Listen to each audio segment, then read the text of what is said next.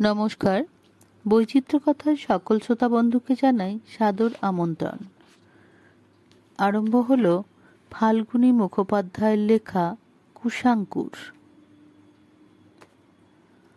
চ্যাটার্জি সাহেব নামী লোক, সকলেই তাকে চেনেন।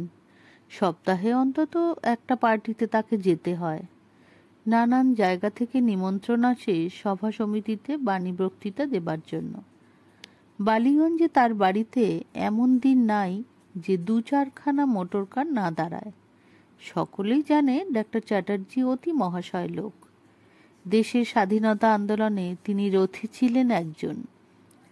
আজ স্বাধীন ভারতে তিনি একজন দেশবরেণ্য ব্যক্তি। উচ্চ পদে আসীন আছেন ডাক্তার চ্যাটার্জি। বেতন ইত্যাদি বাবদ মাসে অন্তত 1000 টাকা আসে তার হাতে। তাছাড়া পৈতৃক বিষয় থেকেও কিছু প্রায় 1000 টাকা আয় হয়। ইনকাম ট্যাক্স বাদ দিয়েও যা থাকে তাতে তার ভালোই চলে যাওয়ার কথা, কিন্তু চলে না। কেন তাই বলছি। পরিবারের সভ্য সংখ্যা 5 জন, আর একজন আছেন বিদেশে।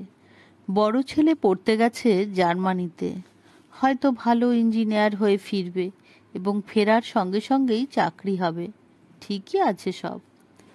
উপরে যে কজন চাকর বাবুর্চি আয়া বেয়ারা আছে তাদের সংখ্যাও নগণ্য নয়, প্রায় 12 হবে। সব মিলে প্রায় 18 জন বাড়িতে বাসিন্দা। একজন বাজার সরকার আছেন, আর একজন খাজাঞ্চি। প্রতিদিন এদের খাওয়া থাকার সব কিছু ডাক্তার চ্যাটার্জির বাড়িতে হয়, এছাড়া বেতন।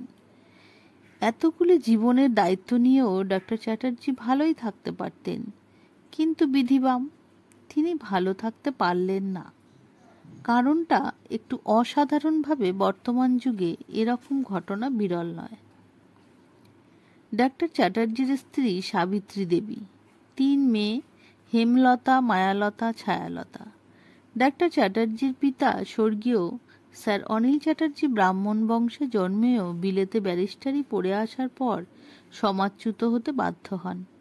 তখনকার দিনে এই রকমই রেওয়াজ ছিল। ডাক্তার চ্যাটার্জিও বিলেতে যান এবং ভালোবেসে বিয়ে করেন সাবিত্রী দেবীকে। সাবিত্রী দেবী অত্যন্ত ধনী ব্যক্তির কন্যা। তার বাবা এত বেশি ধনী যে বাংলার যারা ধনী তাদের মধ্যে তার নাম পড়ে। লোকে তাকে জগৎ শেঠ বলে থাকে। কিন্তু সাবিত্রী তার একমাত্র কন্যা নন, আরও ছেলে মেয়ে আছে তার। সাবিত্রী দেবীর কথা এত করে বলার দরকার ছিল না, যদি তার পিতা তাকে 1,00,000 টাকা না দিয়ে যেতেন। বাপের কাছ থেকে নগদ 1 লাখ টাকা আর কলকাতার একখানা 3 তলা বাড়ি পেয়েছেন সাবিত্রী দেবী। এই পাওনার কথা পৃথিবীতে আর কেউ জানে না।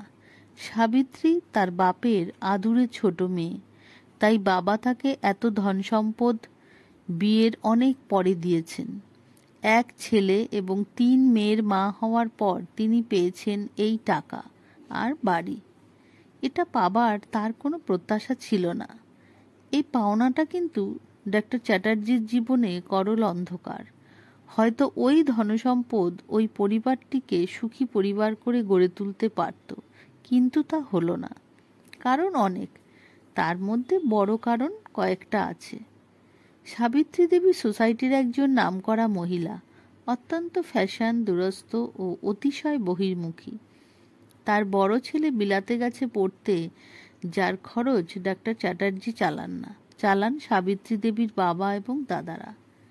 সাবিত্রী দেবীর 3টে মেয়েই সোসাইটিতে সুন্দর পর্যায়ে খ্যাতা।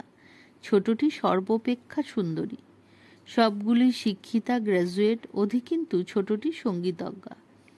বড় মেয়ে হেমলতা ভালো বক্তৃতা দিতে পারে, বয়স 26। মেজ মায়ালতা ভালো অভিনয় করে, বয়স 23, এবং ছায়ালতার গান শোনবার মতো। তাছাড়া গিটারে ওস্তাদ। বয়স 20 পার হয়েছে, তারই জন্মদিন।